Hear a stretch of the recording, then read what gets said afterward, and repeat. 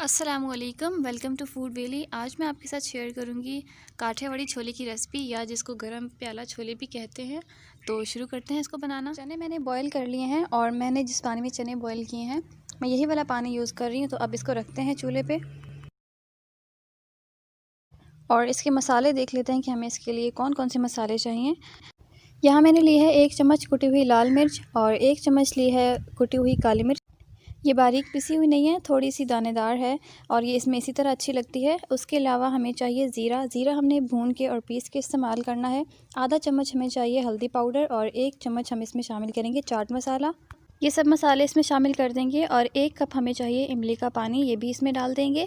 2 چمچ میں یہاں پہ شامل کر رہی ہوں سرکہ۔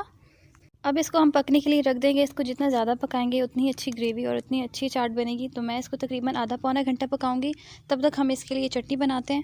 چٹنی بنانے کے لیے ہمیں چاہیے دھنیا اور پودینہ، تھوڑا تھوڑا سا ہم لے لیں گے، اور ہمیں چاہیے ہری مرچیں 4-5، 1 جوا لہسن کا چاہیے، آدھے انچ کا ٹکڑا ہم نے لیا ہے ادرک کا، نمک ہم نے لیا ہے حسب ضرورت، اور 1 چمچ ہمیں چاہیے بھنا پسا ہوا زیرہ۔ اس کے علاوہ ہمیں 2 اور چیزیں بھی چاہیے، لیکن ابھی ہم ان سب چیزوں کا پیسٹ بنا لیتے ہیں، اس کے بعد ہم اگلا سٹیپ کریں گے۔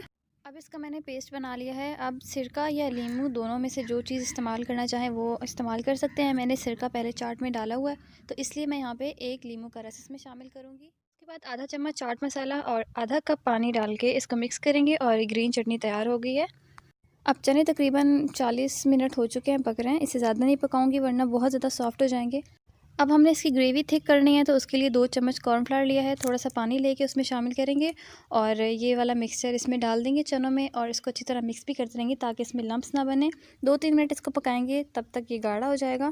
اس میں ابلے ہوئے آلو بھی ڈالے جاتے ہیں، لیکن وہ مجھے پسند نہیں ہے تو میں نے اسکپ کر دیے ہیں۔ اب اس کی گریوی تھک ہو چکی ہے، تو اب ہم اس کو چولہے سے ہٹا لیتے ہیں اور اس کو سرو کرتے ہیں۔ اور اگر آپ کو کبھی اتفاق ہوا ہو یہ کہیں کھانے کا، تو آپ نے دیکھا ہوگا کہ اس کو اسی طرح کے پیالوں میں سرو کیا جاتا ہے۔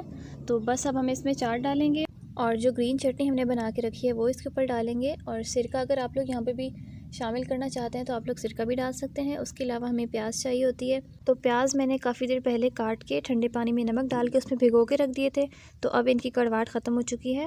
اور اس کے بعد پاپڑی، اس کے بغیر یہ چاٹ ادھوری لگتی ہے۔ اور بس آخر میں تھوڑا سا میں اس کے اوپر چاٹ مسالہ ڈال رہی ہوں، اور اب یہ ریڈی ہے کھانے کے لیے۔ آپ لوگوں کو دیکھ کے یہ اندازہ ہو رہا ہوگا کہ یہ کتنے مزے کی ہے۔ تو اس ریسیپی کو فالو کرتے ہوئے آپ لوگ اس کو ضرور بنائیے گا، آپ لوگوں کو بالکل باہر والا ٹیسٹ آئے گا، آپ لوگوں کو ضرور پسند آئے گی۔ اور آپ نے یہاں تک ویڈیو دیکھ لی ہے تو ویڈیو کو پلیز لائک کیجیے گا۔ اپنا بہت سارا خیال رکھیے۔ نیکسٹ ویڈیو تک کے لیے اللہ حافظ۔